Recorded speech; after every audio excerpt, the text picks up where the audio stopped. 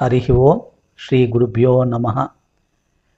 వక్రతుండ మహాకాయ సూర్యకోటి సమప్రభ నిర్విఘ్నం కురు మే దేవ సర్వకార్యేషు సర్వదా.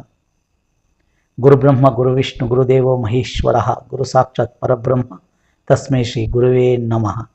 మాతా శారదాదేవి స్వామి వివేకానంద శ్రీరామకృష్ణ సప్త సనాతన నారద మహాముని శంకరాచార్య గురు పరంపరకు మధ్వాచార్యుల గురు పరంపరకు రామానుజాచార్యుల గురు పరంపరకు ఆది గురువే నమ. గురు దత్తాత్రేయాయ నమ.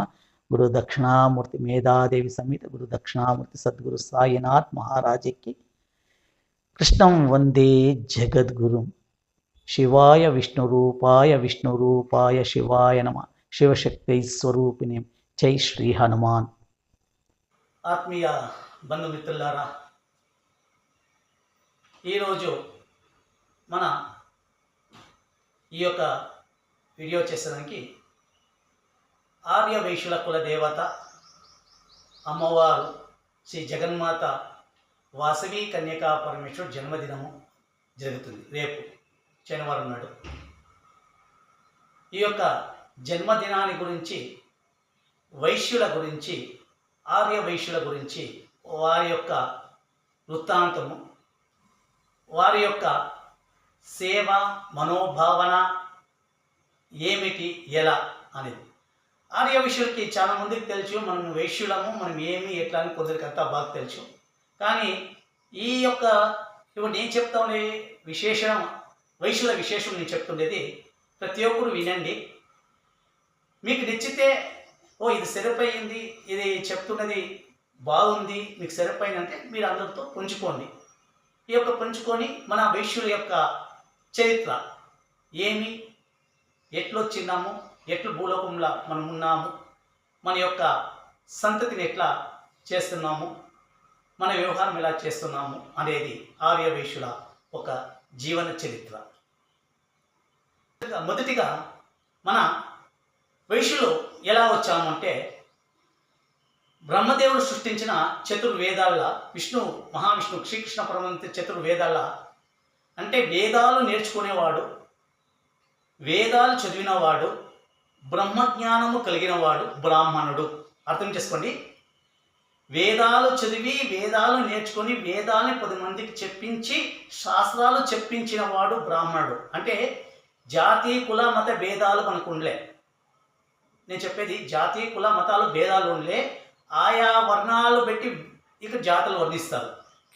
ఇప్పుడు ఒక్కొక్క వృత్తికి ఒక్కొక్క జాతి, ఎన్ని వృత్తులు చేస్తారో అన్ని వృత్తులకు అన్ని జాతులు ఉన్నాయి. కానీ కాలక్రమేణా దీని ఒక పెద్ద భూతద్దంలో చూసి, దీని యొక్క పెద్ద విస్ఫోటనం చేసి, అందరినీ ఒక భావన తీసుకువచ్చేకి ఈ యొక్క ఇప్పుడు చేసినది. అంటే పూర్వకాలంలో కృత త్రేత ద్వాపర కలియుగంలో కూడా కొన్ని సంవత్సరాలు ఇది ఉండలే. వర్ణన పెట్టి, వాడు చేసే వర్ణన పెట్టి ఈ యొక్క వాళ్ళ యొక్క మతాలని, వాళ్ళ యొక్క జాతుల్ని ఇండిచారు. అంటే అప్పుడే చెప్పినట్లు, నేను వేదాలు నేర్చుకొని, వేదాలు 10 మందికి చెప్పించి బ్రాహ్మణోత్తం చేసేవాడు బ్రాహ్మణుడు. క్షత్రియుడు అంటే వాని శక్తి సామర్థ్యాలను చూసి, వాడి బలం చూసి, వాడు 10 మందికి ఒక ధైర్యంగా నిలిచి ఆ గ్రామాన్ని, దేశాన్ని రక్షించేవాడు క్షత్రియుడు.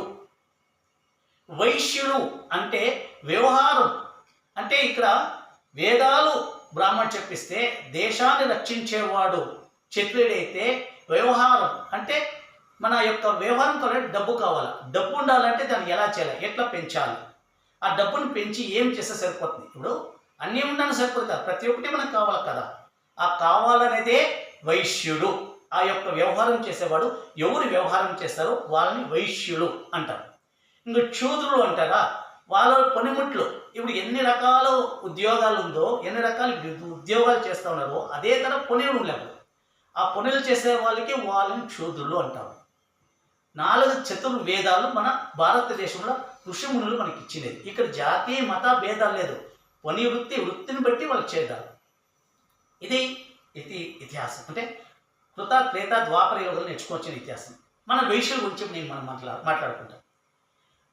మొదలుగా వైశ్యులు భూలోకానికి ఎట్లా వచ్చిందంటే, నిజంగా చెప్పాలంటే ఈ యొక్క పురాణాలు తెలుసుకున్నారు.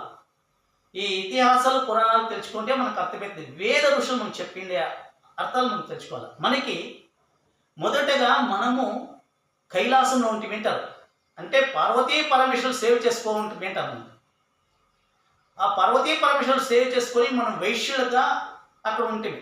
ఇక్కడ వ్యవహారాలు చెక్క పెట్టడానికి ఒక వ్యవహారం ఒక ప్రబలంగా రావాలనేసి అప్పుడు పరమేశ్వరుని అనుగ్రహంతో మనకి ఇక్కడ భూలోకానికి మనకి పంపిస్తారు.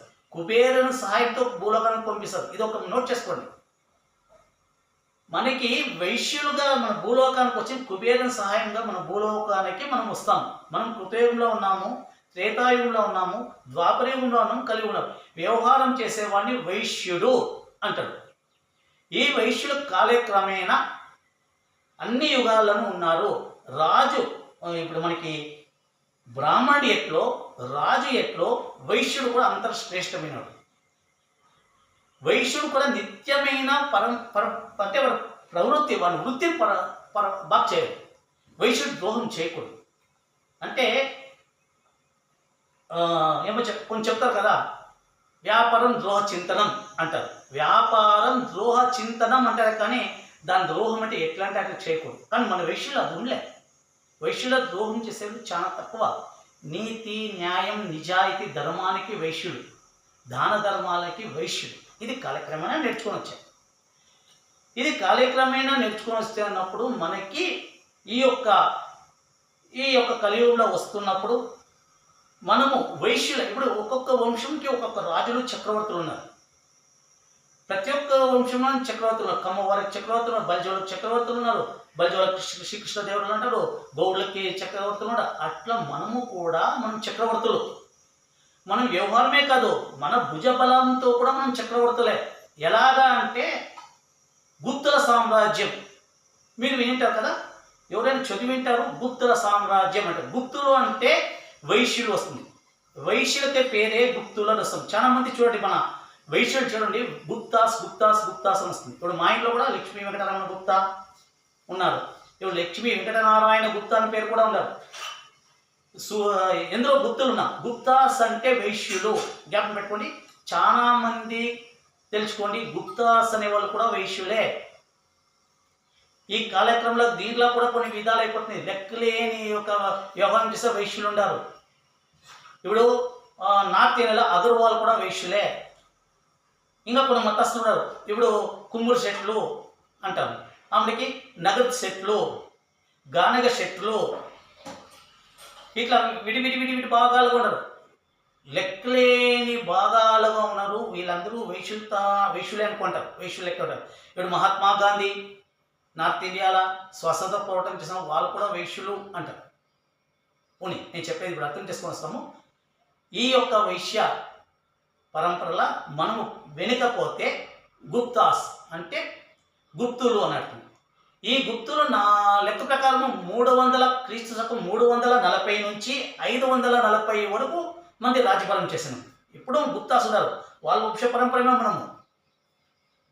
అప్పుడు ఎవరు బలపరాక్రమ చక్రవర్తి అని కదా, అప్పుడు ఈ 320 340 ఆ సంవత్సరంలో క్రీస్తు శకంలో శ్రీగుప్తుడు మనకి ముఖ్యమైన రాజు. మన యొక్క గుప్తులకి ముఖ్యమైన వాడు శ్రీగుప్తుడు. ఆ శ్రీగుప్తుడు అయినాక మనకి ఘటోత్కచుడు వస్తాడు. ఘటోత్కచుడు గుప్తుడు ఏమంటారు, వాడైనాక మొదటి చంద్రగుప్తుడు అంటారు.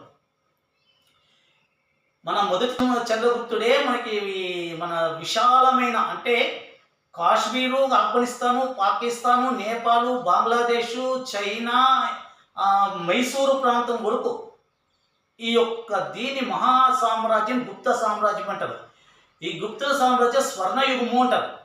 ఈ స్వర్ణయుగం అంటే మీకు ఎట్లా చెప్తా అంటే ప్రతి ఒక్కటి సంగీతం ఇంకా పెట్టి, వేద భాషలు ఇంకా పెట్టి ఉంటుంది. ఇప్పుడు ఉంది.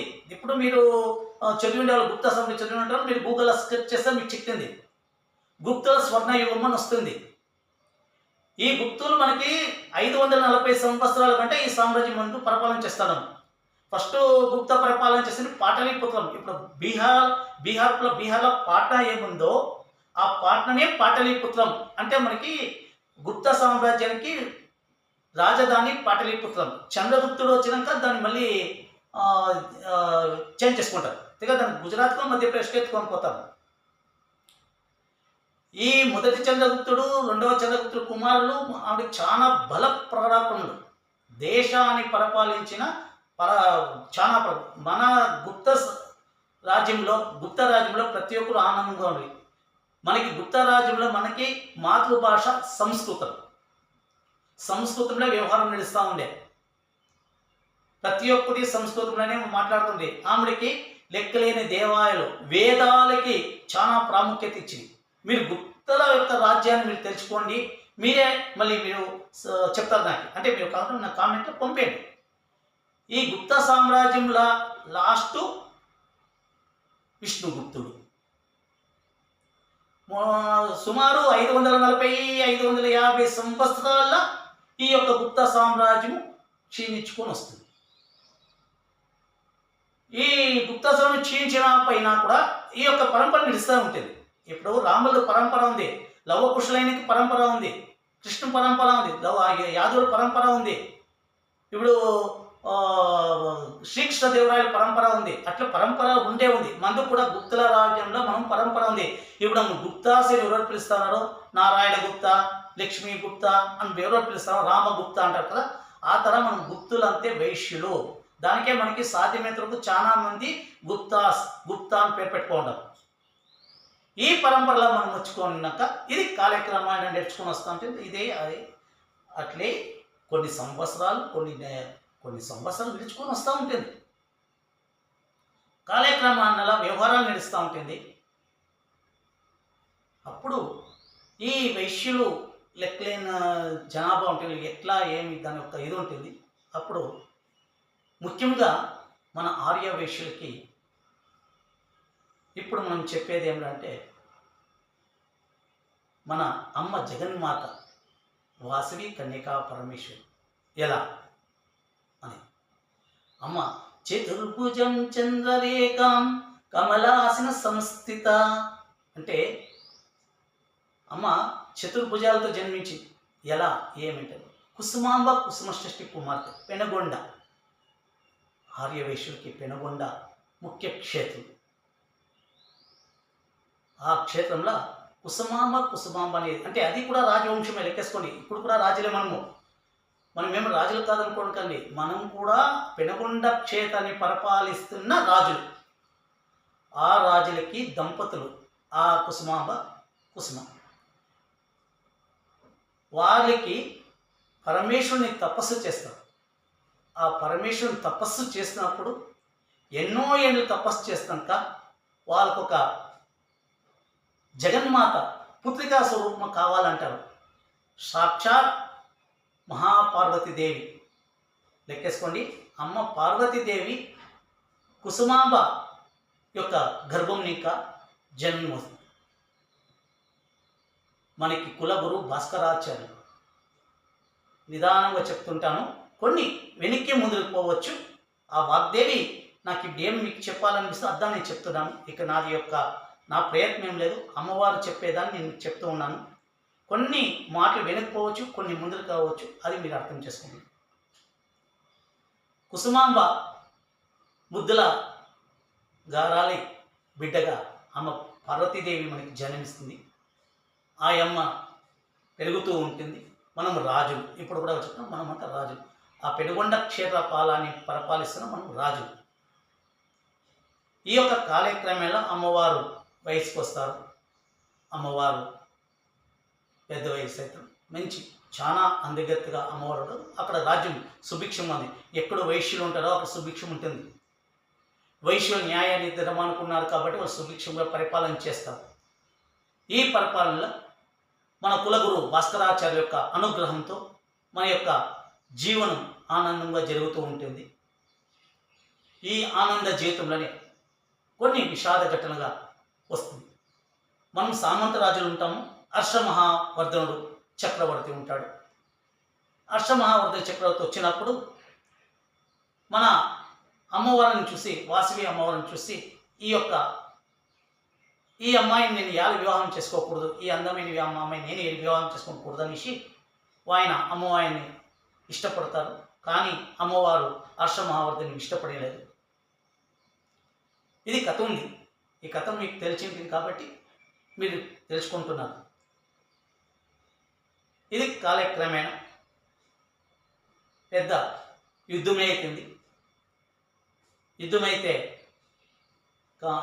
పూర్తి మన వైశ్యులు ఒక చిత్తాచిరుపైపోతూ ఉంటాము. కానీ కొన్ని సమయాల్లో అంటే అమ్మవారు ఇంకా రాజుకి ఒప్పించాలనే సమయ సందర్భం వస్తుంది. కానీ అమ్మవారు నేను వివాహం చేసుకోను, నేను అగ్ని ప్రవేశం చేస్తాను అంటే ఇక్కడి ఇంకా మన యొక్క కథ. ఈ అగ్ని ప్రవేశం చేసుకున్నప్పుడు వీళ్ళు లెక్కలేని చెప్పిన కదా, మన వైశ్యులు అనేవాళ్ళు అగర్వాల్స్ ఉండొచ్చు, వేరే వాళ్ళు ఉండొచ్చు, ఈ చెట్లు ఉండొచ్చు, ఏమేమో ఉన్నారు, లెక్కలేని మతస్థులు అంతా చెల్లి వైశ్యులు, వ్యవహారం చేసే వాళ్ళంతా వైశ్యులు లెక్క. అమ్మవారు అగ్ని ప్రవేశం చేస్తామని యొక్క దినాన్ని భాస్కరాచార్యులు నిర్ణయించినాక ఇక్కడ నిజమైన వైశ్యులు ఎవరు అనేది మనకి లెక్క వస్తుంది. ఆ అమ్మవారి జట్ల ఎవరు అగ్ని ప్రవేశం చేసినరో, ఆ నిజమైన అమ్మవారి జట్ల ఎవరు అగ్ని ప్రవేశం చేస్తారో వాళ్ళు నిజమైన వైశ్యులు. అమ్మవారి సేవా కార్యం చేసే వాళ్ళకి అర్హులు మనం. ఈ యొక్క వైశ్యులు అగ్ని ప్రవేశంలో 108 గోత్రాలు అగ్ని ప్రవేశం చేస్తారు. మిగిలిన వాళ్ళు అగ్ని ప్రవేశం చేయరు. ఈ అగ్ని ప్రవేశం చేయక ఉండే వాళ్ళే వేరే వాళ్ళు వ్యవహారం చేస్తున్నారు. ఇప్పుడు నగరత సెట్లు, కుంగుడు సెట్లు, బల్జ్ సెట్లు, ఎన్నో ఉన్నాయి కదా సెట్లు. ఈ సెట్లు అగర్వాల్స్ వీళ్ళంతా అమ్మవారి ఒక జతల అగ్ని ప్రవేశం వీళ్ళు చేయరు. అగ్ని ప్రవేశం చేసిన వాళ్ళు నిజమైన వైశ్యులు. దీని ఆర్య వైశ్యులు అని. అగ్ని ప్రవేశం అయినాక మనము శక్తులు కాదు, శ్రేష్ఠులు అంటాం. మన అందరినీ శక్తి శక్తి శక్తి అంటారు, ప్రతి ఒక్కరూ శక్తి అంటారు. మనము శక్తులు కాదు, శ్రేష్ఠి, ఆర్య వైశ్య కులానికి చెప్పిన శ్రేష్ఠులు. మనము వైశ్య కులస్తులు. ఇప్పటికీ మనము న్యాయ పోరాటంలో ఉన్నాము, ధర్మ దానాల్లో ఉన్నాము. రేపు అమ్మవారి వాసవి జగన్మాత అమ్మవారి జన్మదినము. ఆ జన్మదినంలో ప్రతి ఒక్కరు ఆనందంగా చేసుకుంటారు. చూడండి, మనము పెనుగొండ క్షేత్ర పాలనకి ఎత్తుకొచ్చేప్పటికీ ఇక్కడ పెనుగొండ అప్పుడు రాష్ట్రాలు డివైడ్ అయింది. రాష్ట్రాలు ఒక్కొక్క రాష్ట్రంలో మనకి విడిపోయింది. మన భారతదేశంలో ఉత్తర భారతం, దక్షిణ భారతం రెండే ఉంది మనకి. దక్షిణ భారతం అంటే కింద వస్తుంది, ఉత్తర భారతం అంటే పైకి పోతాం. ఈ దక్షిణ భారతంలో అంటే తెలుగు, తమిళ్, కన్నడ, మలయాళం ఈ భాషలు మాట్లాడడం దక్షిణ భారతం అంటారు. అప్పుడు రాష్ట్ర విభజన లేదు కాబట్టి మనం పెనుగొండలో ఉంటాం కాబట్టి పెనుగొండని ఇంకా మనం ఒక్కొక్కరు ఒక అంటే పెరుగుదలైన విడిపోతా ఉంటాం కదా. ఇప్పుడు మన ఇండియాలో ఉండాలి, అమెరికాకు పోయినారు, లండన్ పోయినారు, ఆస్ట్రేలియాకి పోయిన, ఇట్లా మన భారతదేశానికి ఎక్కడికి పోయినారు, అందరూ పోయినారు. ఆ తరం మనం విడిపోయి ఈ మనము అమ్మవారి చేతుల్లో గోత్రాలంతా వస్తుంది. ప్రతి ఒక్క ఊర్లో కూడా వైశ్యుడున్నాడు. 1000 ఇండ్లు ఉండే జగలో కూడా వైశ్యులు ఉన్నారు, 100 ఇండ్లు ఉన్నా కూడా వైశ్యులు ఉన్నారు. వైశ్యులు లేని జాగా లేదు, వైశ్యులు లేని జగల వ్యవహారం జరిగేలేదు, వైశ్యులు లేని జగల వ్యాపార వ్యవహారం ఉండేలేదు. ఇది నేను 50 ఏళ్ళ వెనక మాట మీకు చెప్పేది. 50 ఏళ్ళ వెనక మాట మీరు ప్రతి ఒక్క గ్రామానికి పోండి, ప్రతి ఒక్క గ్రామంలో కూడా వైశ్యుడు ఉంటామని.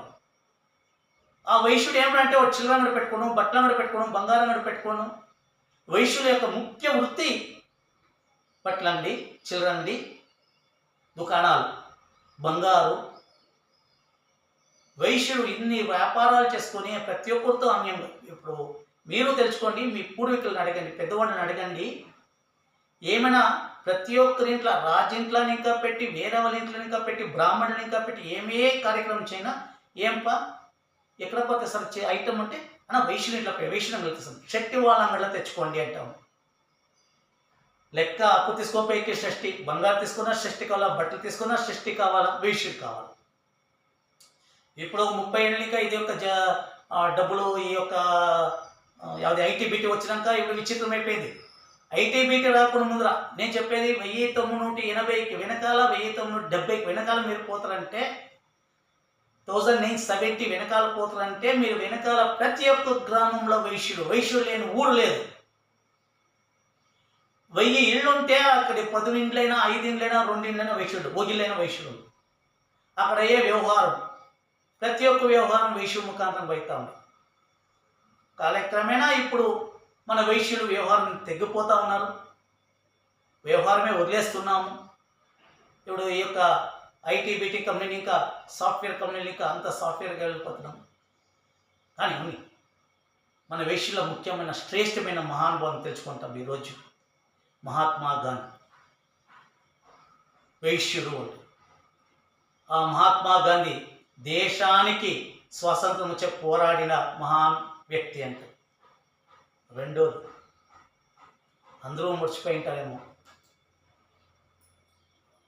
దేశాన్ని రాష్ట్రాలుగా విభజించేదానికి మన వైశ్యుడే కారకుడు.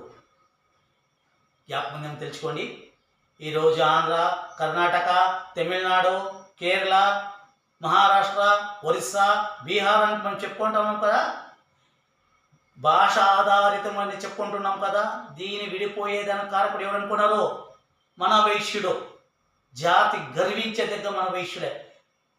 ఇక్కడ మనం ఎన్ని విధాలుగా మా వాళ్ళు ఇంత చేస్తారు, మా జాతి ఇంత చేస్తారంటే కదా మనం కూడా చెప్పుకోవాలి కదా, మనం చెప్పుకోవాలి కదా. తెలుసు కదా, పొట్టి శ్రీరాములు నెల్లూరులో పుట్టిన మహాన్ నాయకుడు పొట్టి శ్రీరాములు. ఉపవాస దీక్ష చూడండి, ఇక్కడ కూడా నిరాహార దీక్ష చేస్తాడు. ఇక్కడ కూడా యా యొక్క రక్తపాతాలు ఎవరిని కొట్టి చేయలే, నిరాహార దీక్ష. ఆయనకి గౌరవం కూడా ఈ రోజు ఇస్తలేదు, మనము మర్చిపోతాం.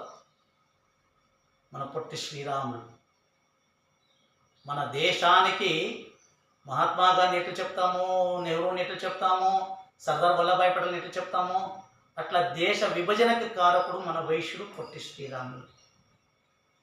మళ్ళీ మన వైశ్యుల విశేషత కొంచెండి. ప్రతి ఒక్క దేవాలయం పోండి, ప్రతి ఒక్క ధర్మచక్రానికి పోండి, ఎక్కడే పోండి మన వైశ్యుల పేర్లు ఉండే ఉంటుంది. ఎందుకంటే మన వైశ్యుల దాన ధర్మాలు చేస్తాం. ఇప్పుడు ఎక్కడ పుణ్యక్షేత్రాల్లో కూడా మన వైశ్యులది దాన ధర్మాలు చేస్తాము. కానీ ఇప్పుడు మన వైశ్యులు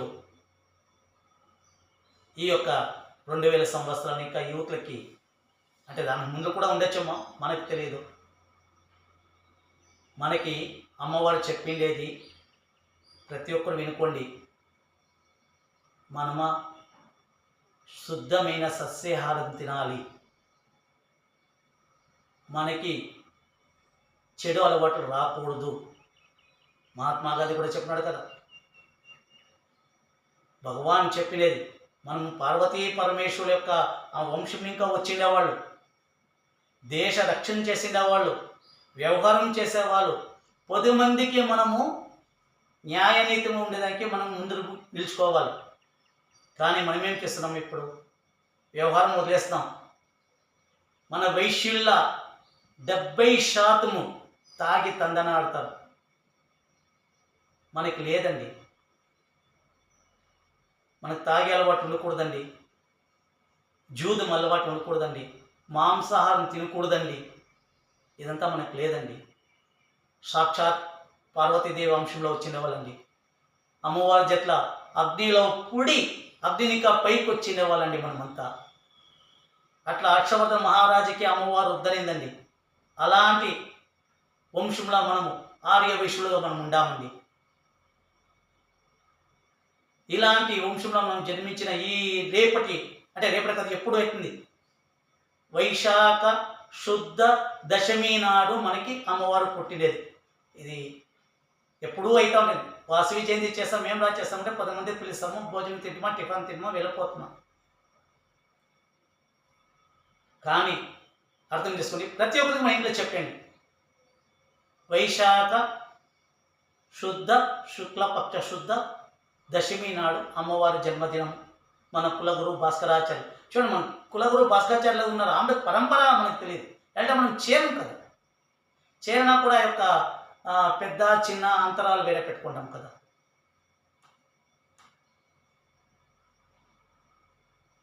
ఈరోజు ప్రతి ఒక్కరూ ఈ యొక్క వీడియోని ఎవరు చూస్తున్నారు, వాళ్ళు సాధ్యమైనంత వరకు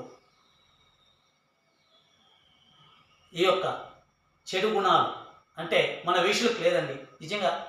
అవునే, మా మనస్సాక్షికి మీరే తెలుసుకొని శుద్ధమైన, స్వచ్ఛమైన, పరిశుద్ధమైన సస్యాహారం తీసుకుంటాము. మన చేత అయినంత సహాయం చేస్తాము. మన చేత అయినంత 10 మందికి మనము ఉపయోగం పడతాం. 10 మందికి మనం తెలుసుకోవాలి, ఓ ఇలాంటి వారా వైశ్యులు, ఇలాంటి వారా అని చెప్పుకోవాలి. ఎక్కడైనా పోతే వైశ్యు అంటే అయ్యో ఇడియప్ప అంత అన్ని మాంసాలు పానీయాలు తాగేవాడు, ముందు భయపడి లోపల తాగుతుంటే ఇప్పుడు పబ్లిక్లోనే తినేవాళ్ళు, అది కుటుంబ సమేతంగా పోయి తింటారు. ఇంక దీనికైనా మేము మాట్లాడేకెత్తుందా? సద్బ్రాహ్మణుడు తొక్కిపోతున్నాము, సద్వైశ్యులు కూడా తొక్కిపోతున్నారు. ఆర్య వైశ్యుల కులస్తులు అమ్మవారి కృపతో, ఆ జగన్మాత కృపతో, ఆ వాసవి కన్యకా పరమేశ్వర కృపతో ప్రపంచంలో నలుమూలన ఉన్న మన వైశ్య కులస్తులు మనము, మన సంప్రదాయం, మన సంస్కృతి, మన యొక్క జీవన విధానం, మహాన్ గుప్తులు, శ్రీగుప్తుని ఇంకా విష్ణుగుప్తుల వరకు పరిపాలించిన మహాన్ వంశస్థులు మనం. అలాంటి గుప్తుల వంశాల కాలం ఇంకా వచ్చిన మన వైశ్యులు, ముందరికి మన వైశ్యులు ఇలాగే సాగాలి. ప్రతి ఒక్క కలియుగ అంత్యం వరకు మన వైశ్యులు ఉంటాం, కానీ న్యాయ నీతి ధర్మంలో మనం ఉంటాం. అమ్మవారి కృపచేత మనము పరిశుద్ధంగా ఉంటామని కోరుతూ ప్రతి ఒక్కరూ ఈ యొక్క వాసవి అమ్మవారి జయంతిని విజృంభణగా చేసుకొని ప్రతి ఒక్కరికి మన వల్ల అయ్యే ధన మను సహాయం చేస్తూ ప్రతి ఒక్కరూ ఆనందంగా ఉండాలని, మన కుల బాంధవులు అందరూ ఆనందంగా ఉండాలని, సర్వే జన సుఖినో భవంతు, సమస్తలోక సుఖినో భవంతు. ఓం శాంతి శాంతి శాంతి. హరి ఓం తత్సత్. సర్వం శ్రీరామకృష్ణార్పణమస్తు.